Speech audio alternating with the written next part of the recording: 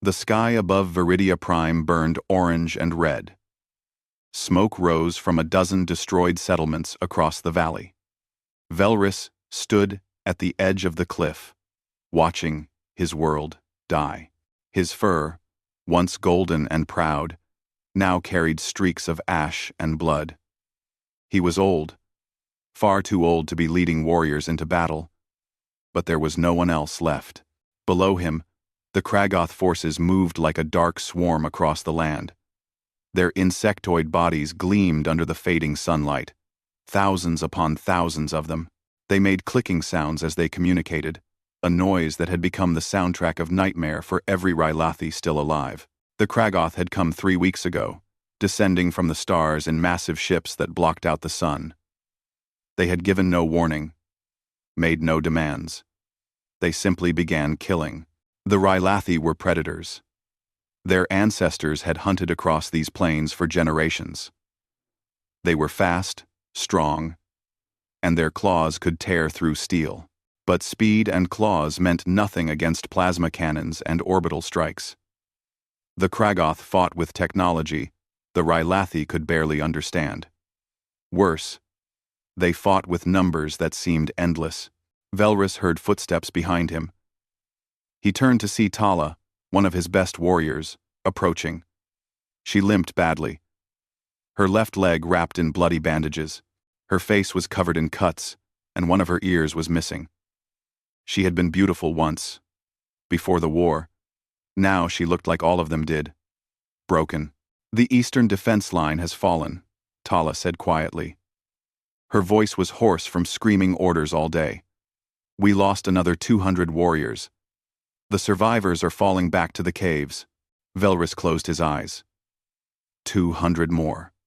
They had started with 15,000 warriors when the Kragoth first arrived. Now, they had barely 3,000 left. The younglings, the elders, and the wounded hid in the deep caves beneath the mountains. If the warriors fell, there would be nothing to stop the Kragoth from slaughtering everyone. How long can we hold? Velrys asked, though he already knew the answer. Tala looked away. Maybe 2 days. 3 if we're lucky. They're bringing up more heavy weapons. Our weapons can't penetrate their armor anymore. We're just dying out there. Velrys had commanded warriors for 50 years. He had fought in territorial disputes, hunted dangerous beasts, and defended his people from raiders. He had always found a way to win. Always. But this was different. This was extinction. Send the distress signal again, Velrys said. Broadcast it on all frequencies. Someone must hear us. We've been broadcasting for 2 weeks, Tala replied. No one is coming. The nearest civilized system is 12 light years away. By the time anyone receives our signal and arrives, we'll all be dead. Then we debroadcasting, Velrys said firmly. We die letting the galaxy know that the Rylathi fought. That we didn't surrender. That we mattered. Tala nodded slowly. She reached out and touched his shoulder, a gesture of deep respect among their people. Then she turned and limped away, heading back toward the communication center. Velrys looked back at the valley. The Kragoth were setting up camps for the night. They had learned that the Rylathi fought better in darkness, so they had adapted. Now they used bright floodlights that turned night into day, eliminating the Rylathi's natural advantage. They were methodical, efficient, and utterly merciless. A voice crackled over the communication device on Velrys's belt. He recognized it immediately. Hive Lord Thresh, the Kragoth commander. The insectoid had been taunting them for days now, speaking in broken but understandable galactic common. Velrys, old cat. Thresh's voice buzzed with what might have been amusement. I see your warriors running again. Such graceful creatures. Your people. So quick when they flee. Not so quick when my soldiers catch them. Velrys grabbed the communicator. You are a coward, Thresh. You hide behind machines and numbers. Face me alone, and I'll show you what a true predator can do. Thresh made a clicking sound that was clearly laughter. Predators? You? No. No, old cat. You are prey. You have always been prey. You simply didn't know it until we arrived. Look at you. 3,000 warriors against my 40,000. Your weapons are broken. Your people are starving. Your younglings cry in the dark caves. We will fight you until our last breath, Velrys growled. Yes, yes, I know, Thresh replied, sounding almost bored. Very brave, very noble, and very pointless. I have studied your species, Velrys. You call yourselves predators because you hunted small animals on this little world. But you have never known true predation. You have never faced a species that exists only to consume and expand. That is what we are. That is what you cannot fight. We will see, Velrys said. No, Thresh corrected him. You will not see. You will be dead in 3 days. I have calculated it precisely. 3 planetary rotations, and every Rylathi will be carrion. Then we will strip this world of its resources and move on. Your species will be forgotten. Just another failed experiment in evolution. The communication cut off. Velrys stood in silence, watching the Kragoth floodlights illuminate the valley. He wanted to roar defiance, to rally his warriors for one last glorious charge. But what was the point? Thresh was right. They were doomed. He walked slowly back toward the cave entrance.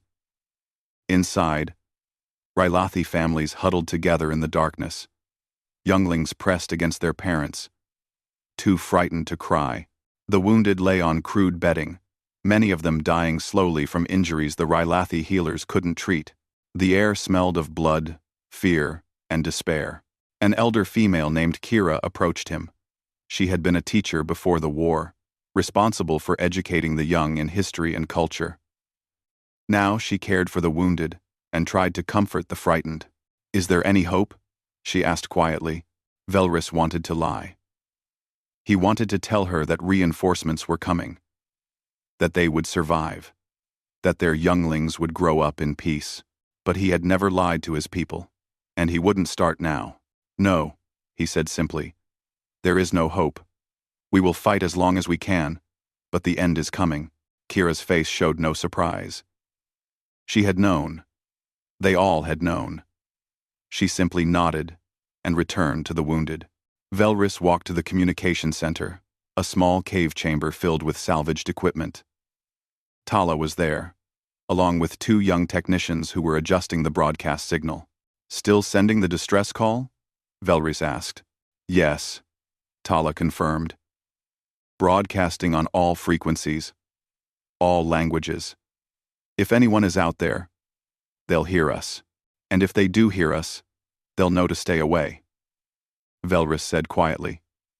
No one wants to face the Kragoth. We're not worth saving. Tala looked at him with fierce eyes. We're worth remembering. That's why we keep broadcasting. So somewhere, someone knows we existed, that we fought, that we were here. Velrys placed his hand on her shoulder.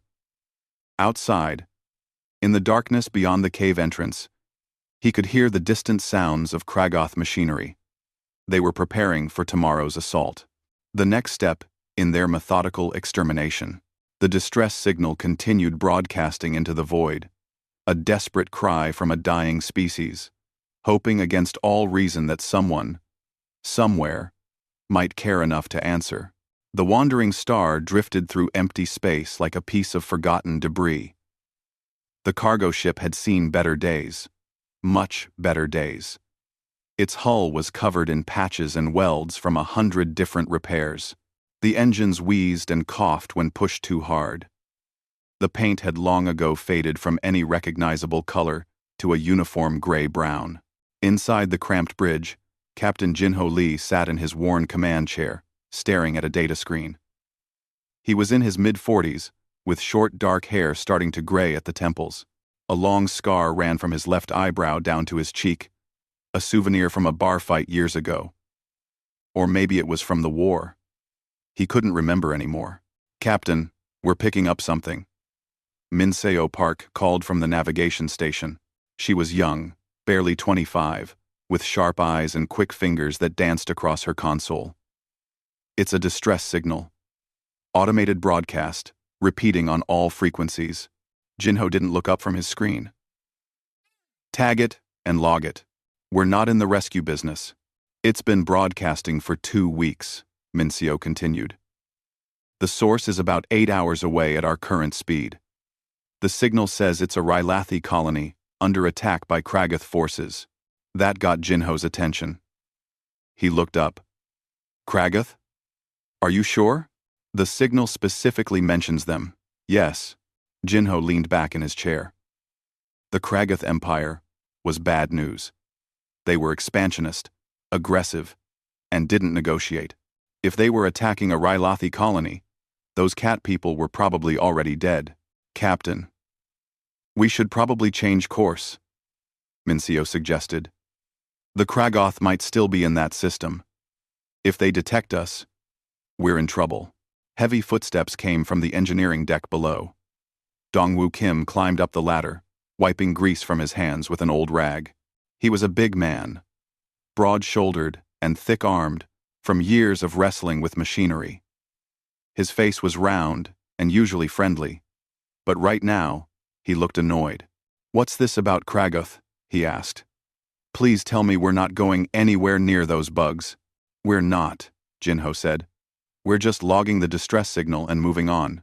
Good, Dongwoo said. Because I just spent 6 hours fixing the port engine. And I don't want to waste that work running from Kragath warships. Mincio was quiet for a moment, then spoke again. The signal says there are younglings. Children. They're hiding in caves while the Kragath hunt them. Not our problem, Dongwoo said immediately. We're a cargo ship, not a military vessel.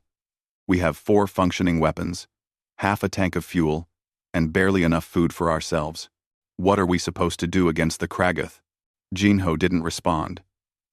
He was listening to the distress signal now, the automated message playing through the bridge speakers.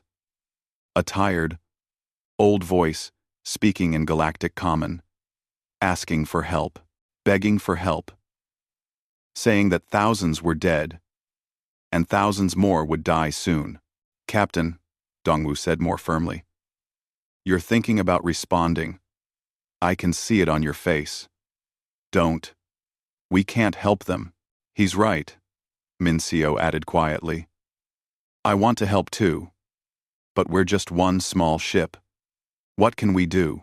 Jinho stood up from his chair. He walked to the forward viewport and looked out at the stars. He was quiet for a long time. I was 14 when the Razik invaded my homeworld, he finally said. My family lived in a small farming community. We weren't soldiers. We weren't prepared for war. When the Razik came, we sent distress signals. We begged for help. Do you know how many ships responded? Neither Mincio nor Dongwoo answered. 0, Jinho said. Not one.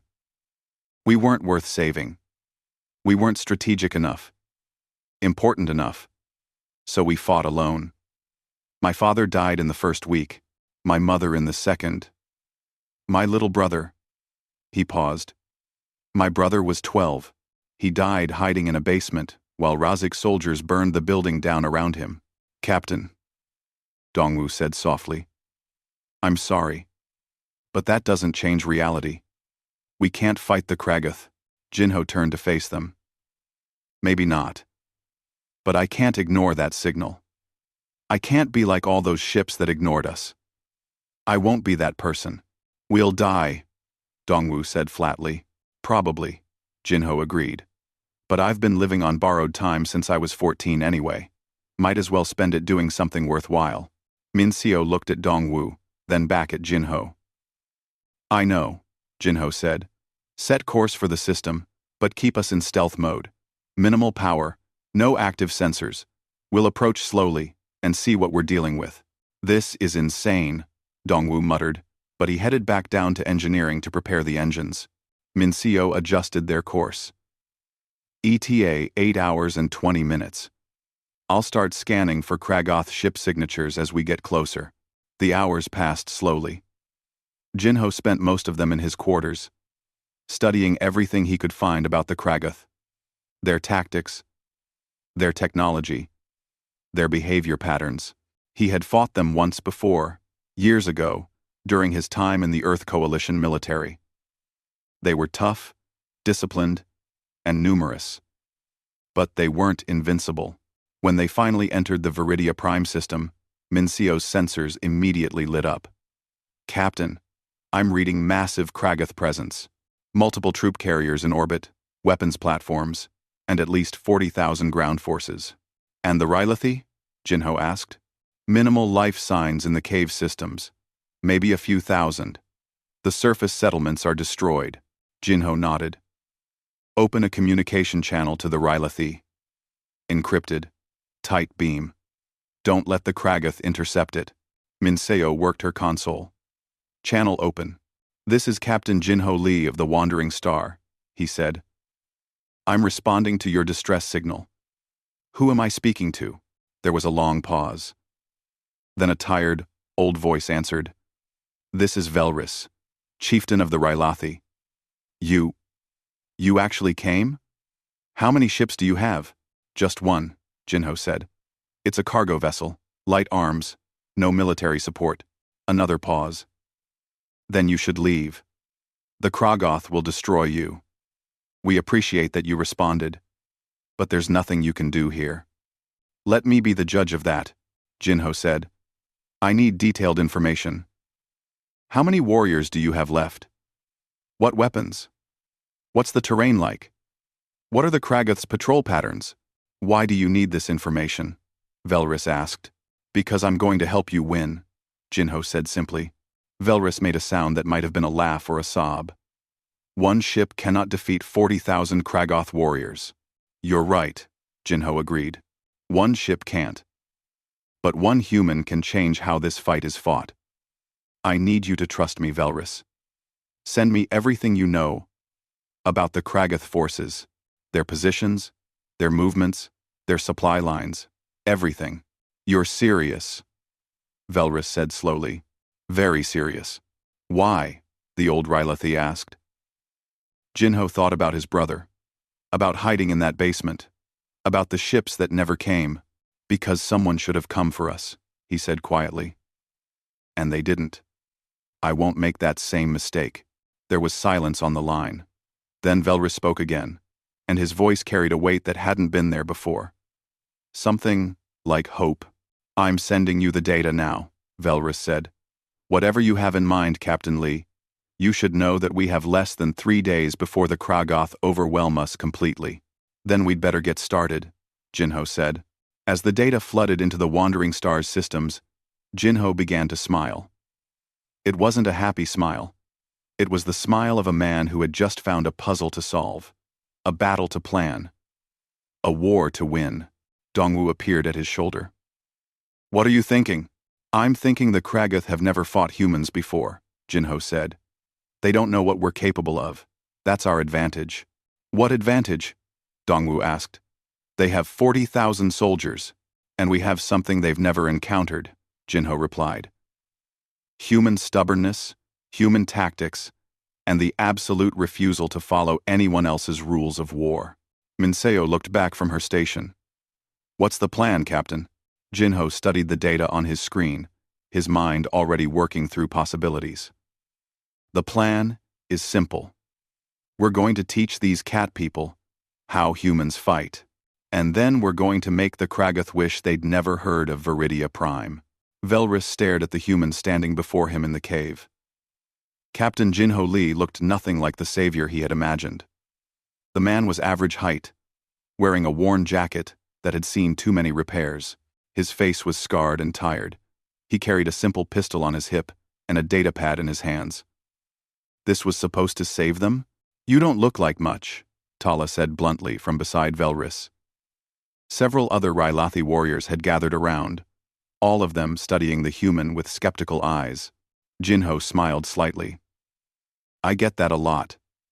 But I'm not here to impress you with how I look. I'm here to teach you how to win." "Win?" Tala's ears flattened against her head. We have 3,000 warriors against 40,000 Kragoth. Our weapons barely damage their armor. They have orbital support and unlimited supplies. There is no winning. You're thinking about this wrong, Jinho said. He activated his datapad, projecting a holographic map of the region. You're trying to fight them like they're just another predator species you can face in direct combat. That's not going to work. The Kragoth are stronger, better armed, and more numerous. If you fight them their way, you lose. Then what do you suggest? Velrus asked. We fight them my way, Jinho said. Human way. We don't meet them in open battle. We don't try to match their strength. Instead, we make them afraid. We attack where they're weak, disappear before they can respond, and make them waste resources chasing ghosts. Ghosts? One of the younger warriors asked. Guerrilla warfare, Jinho explained. Hit-and-run tactics. The Kragoth are used to overwhelming their enemies with superior force. They're not used to enemies who refuse to fight fair. We're going to frustrate them, confuse them, and slowly bleed them dry. Tala crossed her arms. The Kragoth aren't afraid of anything. Everyone is afraid of something, Jinho said. We just need to find what scares them and exploit it. Now, show me your warriors and your weapons. We have a lot of work to do. Over the next 2 days, Jinho transformed the Rylothi resistance. He studied their natural abilities and found ways to use them effectively. The Rylothi were fast and agile, perfect for quick strikes. They could see well in low light, giving them an advantage in darkness. They were pack hunters by nature, which meant they coordinated well in small groups. Jinho organized them into strike teams of 5 warriors each. He taught them how to set ambushes, how to use the terrain for cover, and how to retreat before the enemy could surround them. He showed them how to make improvised explosives from materials in the caves. He trained them to target Kragoth supply lines instead of fighting warriors directly. The Kragoth need food, ammunition, and fuel just like everyone else, Jinho explained to a group of warriors during a training session. If we can't kill them all, we starve them instead. We make this planet so expensive to occupy that they decide it's not worth it. Back on the wandering star, Minseo worked her technical magic. She had hacked into the Kragoth communication network using equipment she salvaged from a destroyed Kragoth drone. Now she could listen to their conversations and, more importantly, feed false information into their systems. The Kragoth think they're secure, she told Jinho over a comlink. They're using basic encryption because they don't think anyone here can break it. I can make them see whatever we want them to see. Good, Jinho said. Start feeding them reports of additional ships entering the system. Nothing too obvious. Just scattered sensor contacts that could be reinforcements arriving. Dongwu, meanwhile, was working on the Wandering Star's systems. He couldn't turn their cargo ship into a warship, but he could make it seem like multiple vessels. Using creative modifications to their engines and sensor arrays, he created false signatures that would appear on Kragoth scanners. It won't fool them up close, Dongwu explained. But from orbit, they'll think there are 3 or 4 ships out here, instead of just 1. The first real strike came on the 3rd night. Jinho led a team of 12 Rylothi warriors through the forest to a Kragoth supply depot. The depot was guarded by only 50 warriors, far from the main force. The Kragoth had grown confident, believing the Rylothi were too broken to mount any real attack. They were wrong.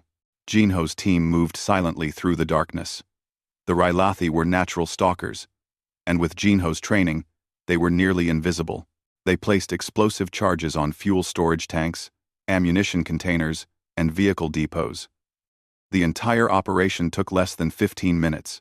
When they were safely away, Jinho triggered the charges remotely. The explosion lit up the night sky like a small sun. Flames reached hundreds of feet into the air. Secondary explosions followed as ammunition cooked off. By the time Kragoth reinforcements arrived, the entire depot was destroyed. The loss was significant. The Kragoth had just lost enough supplies to feed 10,000 warriors for a month. More importantly, they had lost their sense of security. Hive Lord Thresh's angry voice crackled over the communication networks. Who did this? How did they penetrate our perimeter? His subordinates had no answers. The attack had been too quick, too precise. It didn't match the desperate, disorganized resistance they had been facing for weeks. Over the next few days, more attacks followed. A Kragoth patrol disappeared in the forest, leaving only their weapons behind. A communication relay was destroyed, cutting off coordination between 3 different Kragoth camps. A water purification facility was sabotaged, forcing the Kragoth to ration their drinking water. Each attack was small, but they added up. The Kragoth were used to knowing where their enemy was, used to hunting prey that fought predictably. Now they were facing an enemy that struck from nowhere and vanished like smoke. Jinho introduced another element to the campaign: psychological warfare. Using captured Kragoth equipment, Minseo began broadcasting false reports into their communication network. Reports of a massive human fleet approaching the system. Reports of Kragoth defeats in other sectors. Reports of diseases spreading through their camps. None of it was true, but the Kragoth couldn't be sure. Information warfare was something they had never encountered. They began second-guessing themselves, wasting time verifying reports, sending patrols to investigate phantom threats. In the caves, the Rylathi warriors were changing. They were still outnumbered and outgunned. But they no longer looked defeated. They had hope now. And more than that, they had purpose. They were learning to fight smart, instead of just fighting hard. Jinho worked closely with a young Rylathi warrior named Kale. The youngster was barely 20, fast and eager to learn. He reminded Jinho painfully of his younger brother, the same quick smile and fearless attitude. Why do humans fight this way? Kyle asked one night, as they prepared for another raid. Why not face enemies directly? Jinho checked his weapons before answering. Because we learned a long time ago that fair fights are for people who want to lose. Humans aren't the strongest species in the galaxy. Kale. We're not the fastest or the toughest. But we're the best at adapting. We look at a battle, and we don't ask, how do we win, following the rules? We ask, what rules can we break to survive? That sounds like cheating, Kale said. It is cheating, Jinho agreed with a smile. But there's no such thing as cheating in war. There's only winning and dying. I prefer winning. The raid that night targeted a Kragoth command post. Jinho knew he couldn't kill all the officers there, but he could make them afraid. His team planted sensors and transmitters around the post, then withdrew. For the next 3 days, every time a Kragoth officer entered or left the building, Minseo triggered an alert that made it seem like targeting sensors had locked onto them. No shots were fired. No actual attack came. But the officers became paranoid, convinced that a sniper had them in his sights at all times. They started wearing heavier armor, moving more cautiously, wasting time on security measures. Their efficiency dropped dramatically. Hive Lord Thresh began to realize something was very wrong. His overwhelming force was being slowly picked apart by an enemy he couldn't see or predict. The Rylathi weren't fighting like desperate animals anymore. They were fighting with coordination and intelligence. There is someone new directing them, Thresh told his officers during a strategy meeting. Someone with military experience. Find out who it is. End. R. Sense for. But finding Jinho was impossible. He never stayed in one place long. He never established a pattern. He was everywhere and nowhere, a ghost haunting the Kragoth occupation. Meanwhile, the orbital platforms noticed something disturbing. Their sensors were picking up multiple ship signatures in the outer system. Small vessels, appearing and disappearing. Were reinforcements arriving? Was this turning into a larger conflict? Thresh didn't know. And not knowing gnawed at him. Hive Lord Thresh stood in the command center of his flagship, studying tactical displays with growing frustration.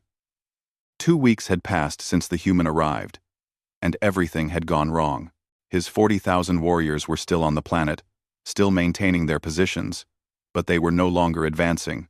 They were defending. Another supply convoy was ambushed last night. His second-in-command reported. We lost 6 transports and their entire cargo. How many enemy casualties? Thresh demanded. None confirmed. They struck and withdrew before reinforcements arrived. Thresh's mandibles clicked together in anger. This was impossible. The Rylathi had been beaten, broken, ready for extinction. Now, they fought with precision and intelligence that shouldn't exist.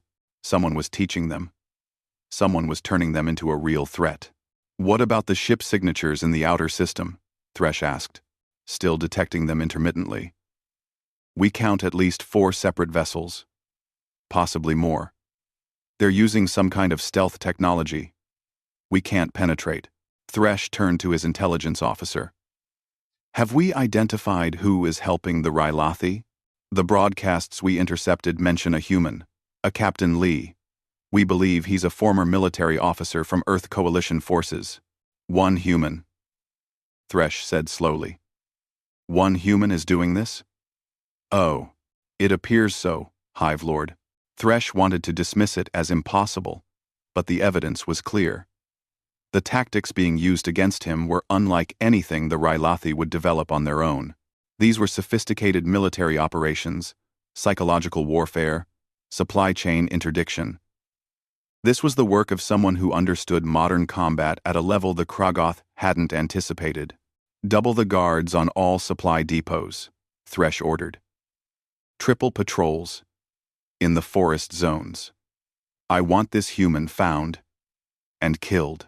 But finding Jinho was easier ordered than accomplished. He seemed to know where every Kragoth patrol would be before they arrived. He attacked weak points with perfect timing, then disappeared before overwhelming force could respond. On the Wandering Star, Mincio was preparing the next phase of Jinho's plan. She had been studying Kragoth biology and communication systems for days, and she had found something interesting. The Kragoth communicate using a combination of audible speech and pheromone signals, she explained to Jinho over their secure channel. But they also use a low-frequency sound to coordinate their hive warriors. It's below the range of most species' hearing, but I can detect it. Can you disrupt it? Jinho asked. Better than that? Mincio said with a smile. I can manipulate it. If I broadcast the right frequencies, I can make them disoriented, confused. They won't be able to coordinate properly. How long do you need to build the devices? Already built them. Dongwu helped. We made 20 portable transmitters. They're crude, but they'll work. Jinho felt a surge of excitement. This was exactly what he needed. Get them down to the surface. I know just where to use them. Meanwhile, Dongwu was implementing his own part of the plan. He had been analyzing the Kragoth orbital platforms, studying their positions and capabilities. The platforms were the Kragoth's ace, their way of providing fire support to ground forces and preventing any real counterattack. But they had a weakness. The platforms rely on a central coordination satellite, Dongwu explained. If I can hack into that satellite and feed it false data, I can make the platforms malfunction. Maybe even destroy a few. Can you do it without them tracing it back to us? Jinho asked. Probably. Their security is military grade, but Minseo already gave me access codes from the communication network she cracked. I can make it look like the satellite is just malfunctioning on its own. Do it, Jinho said. But wait for my signal. I want everything to happen at once. On the planet's surface, Jinho was preparing the largest operation yet.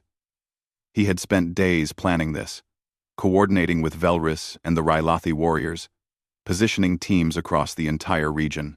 This wasn't going to be a small raid. This was going to be a full-scale assault designed to break the Kragoth psychologically. Are you sure about this? Velris asked. The old chieftain had seen the human work miracles over the past 2 weeks, but this plan seemed incredibly risky. You want to attack 6 different Kragoth positions simultaneously? 7, actually, Jinho corrected. And yes, I'm sure. The Kragath think in terms of overwhelming force. They expect enemies to concentrate their strength. We're going to do the opposite. We hit them everywhere at once, and they won't know where to send reinforcements. Tala was checking her weapons nearby. She had become one of Jinho's most enthusiastic students, learning human tactics with fierce dedication. What about the sonic devices? 1. Each team gets 2, Jinho said. Activate them before the attack begins. The Kragath won't be able to coordinate their defense properly. They'll be confused, disoriented. That's when you strike hard and fast. The attack began at midnight. 7 teams of Rylothi warriors activated their sonic transmitters simultaneously. The devices emitted frequencies that human and Rylothi ears couldn't detect. But the Kragath heard them clearly. More than heard them. They felt them in their nervous systems.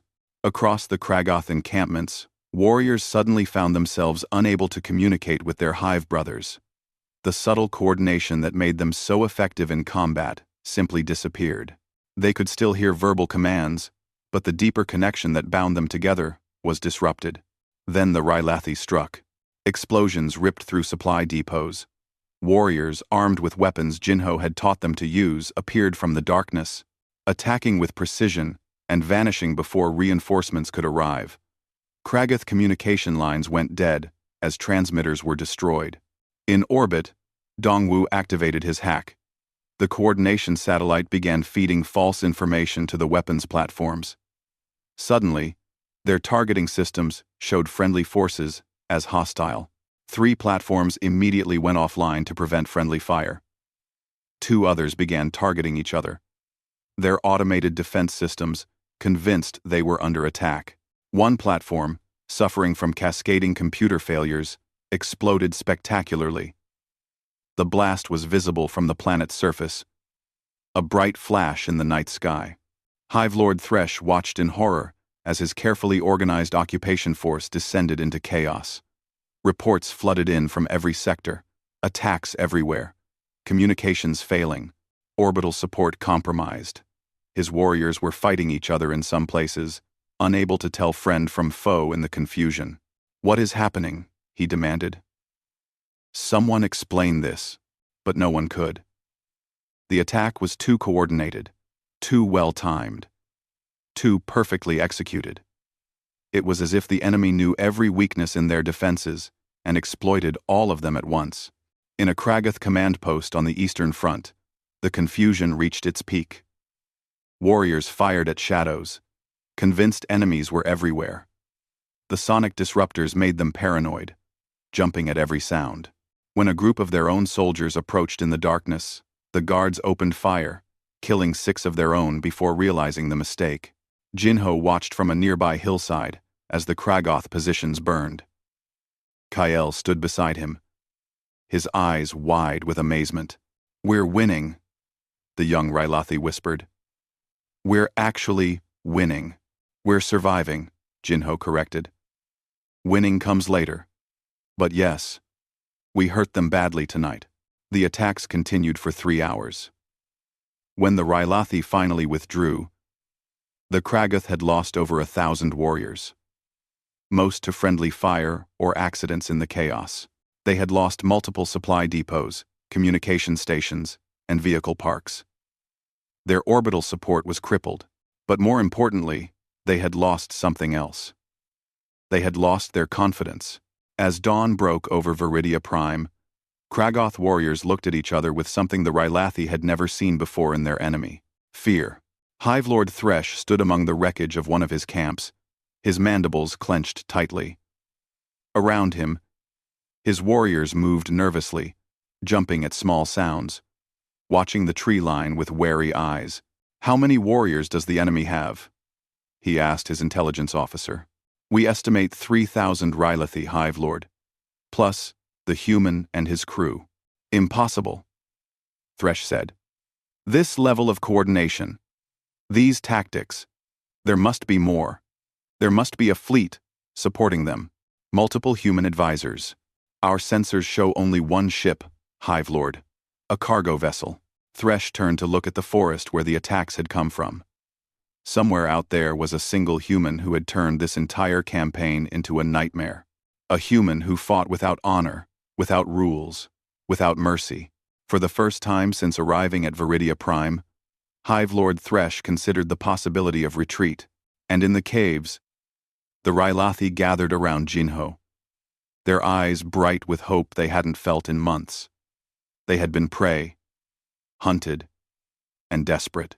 Now, under human guidance, they had become something else. They had become hunters. Hive Lord Thresh made his decision in the cold morning light.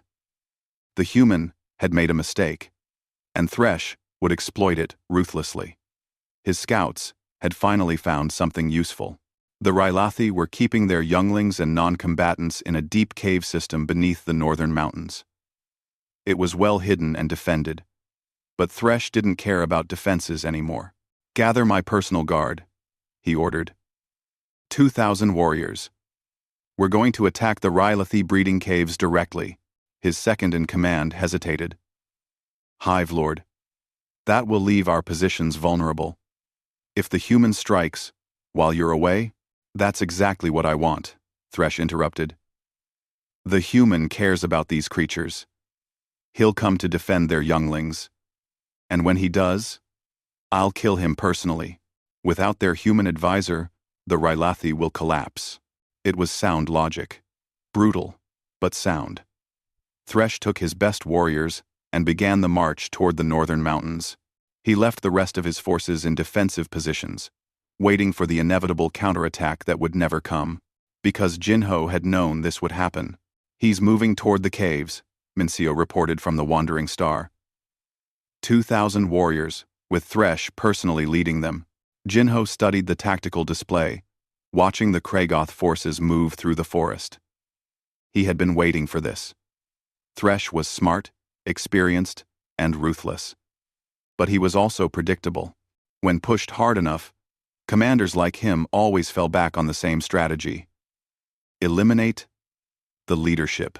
"How long until they reach the caves?" Jinho asked. 4 hours at their current pace." "Perfect." Jinho turned to Velris, who stood nearby with Tala and Kael. "Get every non-combatant out of the northern caves. Move them to the southern refuge. You have 3 hours." "What are you going to do?" Velris asked. "I'm going to give Thresh exactly what he wants," Jinho said with a cold smile. "A face-to-face confrontation." Tala's ears flattened. "You can't fight 2,000 Kragoth warriors alone." "I won't be fighting them," Jinho said. "I'll be fighting Thresh. The rest is just theater." 2 hours later, the evacuation was complete. The northern caves were empty except for Jinho and 50 Rylathi warriors, who volunteered to stay. They spent the remaining time preparing the battlefield, setting traps, rigging explosives, and creating kill zones in the narrow cave passages. When Thresh's forces arrived, they found the cave entrance lightly defended. Too lightly defended.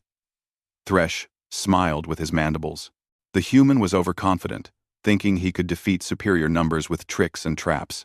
"Forward," Thresh commanded. "Kill anyone you find. Bring me the human alive if possible." The Kragoth warriors poured into the caves. Immediately, they encountered resistance.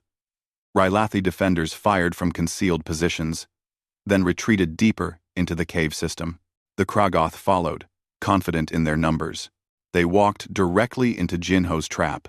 The first explosion collapsed a side passage, cutting off 50 Kragoth warriors from the main force. The second explosion brought down part of the ceiling, crushing dozens more. The narrow passages that had seemed like a disadvantage suddenly became death traps as the Rylathi used their superior agility to attack and retreat. Thresh realized too late that he had been lured into a tactical nightmare. His superior numbers meant nothing in these tight confines. His warriors couldn't maneuver, couldn't use their heavy weapons effectively. They were being slaughtered by an enemy that knew every corner of these caves. "Fall back," Thresh ordered. "Reform outside." But Jinho had anticipated that too. More explosives detonated near the entrance, partially collapsing it. The Kragoth could still escape, but only through a narrow opening that forced them into a single-file line. Rylathi warriors picked them off one by one as they tried to flee. Thresh stood in the chaos, watching his elite guard being destroyed. Then he saw him, the human, standing alone in a wide chamber, watching Thresh with calm, calculating eyes. "You want me?" Jinho called out. "Here I am. Let's finish this." Thresh ordered his remaining warriors to secure the perimeter. This was between him and the human now. He entered the chamber, his body armor gleaming in the dim light. He was larger than Jinho by half, stronger, faster, armed with plasma weapons and reinforced claws. "You've been very clever, human," Thresh said. "But cleverness ends here. This is combat. This is where superior biology wins." "You'd think that," Jinho agreed. He drew his pistol, but didn't aim it. But humans learned a long time ago that biology is just one factor. Intelligence matters more. Thresh charged. His speed was incredible, closing the distance in heartbeats. Jinho dove aside, rolling and coming up firing. His shots bounced off Thresh's armor, doing no damage. The Hive Lord's claws swept through the space where Jinho had been standing, missing by inches. They circled each other in the chamber. Thresh was faster and stronger, but Jinho was fighting smart. He used the rock formations for cover, forcing Thresh to waste energy chasing him. He targeted weak points in the armor, not trying to kill, but to disable. Thresh fired his plasma weapon. The shot went wide as Jinho predicted where he would aim and moved before the trigger was pulled. The return fire from Jinho's pistol hit the plasma weapon's power cell, causing it to short out and become useless. "You see?" Jinho said, breathing hard but still composed. "You're stronger, but I know how your weapons work. I know how you think. I've studied your species for weeks. You're fighting blind. I'm not." Thresh roared and charged again. This time Jinho didn't dodge. He stepped forward and inside Thresh's reach, too close for the Kragoth to use his claws effectively. Jinho planted a small explosive charge on Thresh's back armor, then rolled away. The explosion wasn't large, but it cracked the armor plating. Now Thresh had a vulnerability. They fought for another 10 minutes. It was brutal, exhausting combat. Thresh was stronger, but Jinho was relentless. He targeted the damaged armor, widening the crack. He used the environment, causing rockfalls that forced Thresh off balance. He employed every dirty trick he knew, and humans knew a lot of dirty tricks. Finally, Thresh made a mistake. He overextended on a claw strike, leaving himself open. Jinho didn't hesitate. He emptied his pistol into the cracked armor, the shots finally penetrating to the flesh beneath. Thresh fell to his knees, green blood leaking from the wound. He looked up at the human, with something like respect in his compound eyes. "How?" he asked. "How does one human defeat a Hive Lord?" "Because I'm not trying to prove I'm stronger," Jinho said quietly. "I'm just trying to survive. And humans are really, really good at surviving." He fired one final shot. Thresh fell and didn't move again. Outside the caves, the remaining Kragoth warriors heard the news over their communication network. Their commander was dead, killed by a single human in personal combat. The psychological impact was devastating. These warriors had been growing more nervous with each passing day. The constant ambushes, the mysterious attacks, the feeling of being hunted rather than being the hunters. Now their leader was dead, killed by the very creature they had been sent to this planet to help eliminate. The first group of Kragoth warriors broke and ran. Then another. Within hours, the entire occupation force was in full retreat, scrambling back to their ships in orbit. On his flagship, the new Kragoth commander made a quick assessment. They had lost thousands of warriors. Their supply lines were destroyed, their orbital support was crippled, and their Hive Lord was dead. All because of one human and a few thousand primitives who had learned to fight smart. "Order all forces to withdraw," the commander said. "This planet is not worth the cost." The Kragath fleet left Viridia Prime within 6 hours.